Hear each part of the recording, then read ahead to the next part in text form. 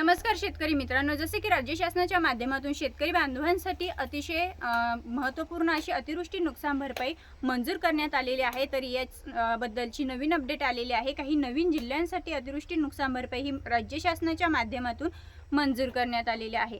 तर मित्रांनो, आता ही नवीन जिल्हे कोणती आहेत आणि कोणत्या जिल्ह्यांसाठी अतिवृष्टी नुकसान भरपाई मंजूर करण्यात आलेली आहे आणि महत्त्वाचं म्हणजे कोणत्या जिल्ह्यातील किती शेतकरी बांधव यासाठी पात्र असणार आहे आणि कोणत्या जिल्ह्यातील किती शेतकरी बांधवांना किती रुपयांचा निधी हा मंजूर करण्यात आलेला आहे, याचबद्दलची सविस्तर अपडेट आपण आजच्या व्हिडिओमध्ये जाणून घेणार आहोत। तर शेतकरी मित्रांनो, चॅनलवरती नवीनच असाल, पहिल्यांदाच आले असाल तर नक्की सबस्क्राईब करा, जेणेकरून शेती संबंधित अशाच नवनवीन अपडेट्स आम्ही तुम्हा सर्वांकरिता घेऊन येत असतो। चला तर मग मित्रांनो, जाणून घेऊया की कोणकोणती नवीन जिल्हे आहेत की त्या जिल्ह्यांसाठी नवीन शासन निर्णय निर्गमित करण्यात आलाय।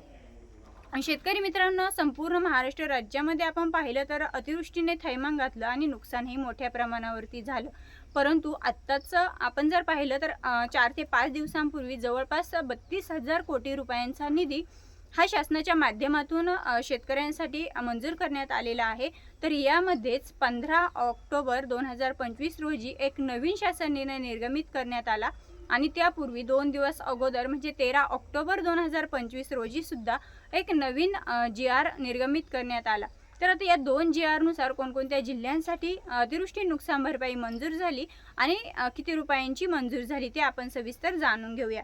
तर शेतकरी मित्रांनो, 15 ऑक्टोबर 2025 रोजी राज्य शासनाने एक महत्त्वपूर्ण असा शासन निर्णय निर्गमित केला आणि या GR नुसार किंवा या शासन निर्णयानुसार ऑगस्ट 2025 ते सप्टेंबर 2025 मध्ये अतिवृष्टीमुळे बाधित झालेल्या शेतकऱ्यांसाठी मदत वितरणास निधीची मंजुरी देण्यात आली।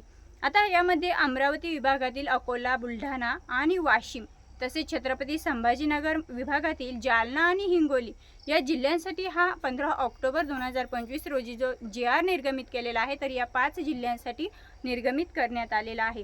आता या जिल्ह्यांसाठी एकूण जवळपास 6,72,866 शेतकरी बांधवांसाठी तब्बल 480 कोटी 50,37,000 रुपयांचा निधी हा मंजूर करण्यात आलेला आहे आणि त्याच्या वाटपास मंजुरी देखील देण्यात आलेली आहे। आता यामध्ये सर्वाधिक म्हणजे 4,49,088 शेतकऱ्यांसाठी जवळपास 289 कोटी 27 लाख रुपयांचा निधी हा एकट्या बुलढाणा जिल्ह्यासाठी मंजूर करण्यात आलाय। कारण आपण जर पाहिलं तर बुलढाणा जिल्ह्यामध्ये मोठ्या प्रमाणावरती शेती पिकांचं नुकसान झालंय आणि अकोला आणि वाशिम जिल्ह्यांसाठी सुद्धा अनुक्रमे 91 कोटी 12 लाख 34 कोटी 64 लाख रुपयांचा निधी हा अकोला आणि वाशिम या 2 जिल्ह्यांसाठी मंजूर करण्यात आलाय। मित्रांनो, आता या व्यतिरिक्त 13 ऑक्टोबर 2025 रोजी सुद्धा एक शासन निर्णय निर्गमित करण्यात आला आणि या 13 ऑक्टोबर 2025 रोजीच्या शासन निर्णयामध्ये अन्य बाधितांसाठीही निधी मंजूर करण्यात आलाय।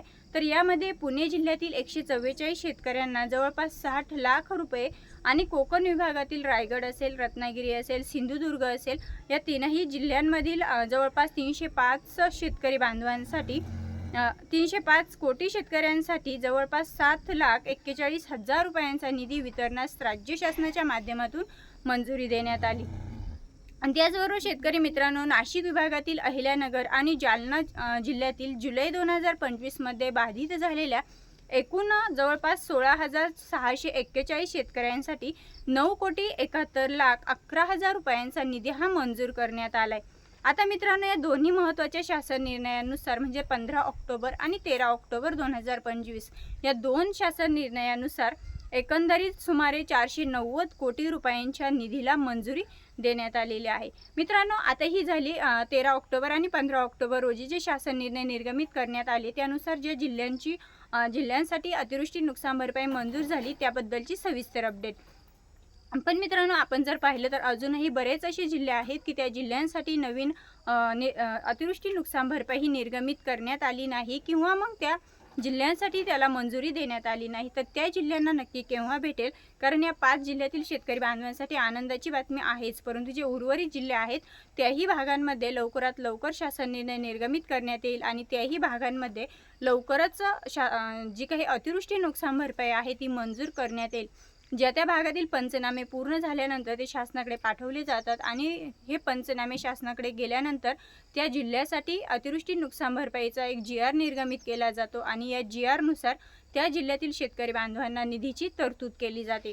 ज्या जिल्ह्यांची अद्यापही पंचनामे पूर्ण झालेले नाहीत तर पंचनामे करण्याचं काम चालू आहे, अशा जिल्ह्यांमध्ये पंचनामे पूर्ण झाल्यानंतर त्याही जिल्ह्यांमध्ये अतिवृष्टी नुकसान भरपाई मंजूर केली जाईल आणि अतिवृष्टी नुकसान भरपाई मंजूर केल्यानंतर त्या शासन निर्णय निर्गमित केला जाईल.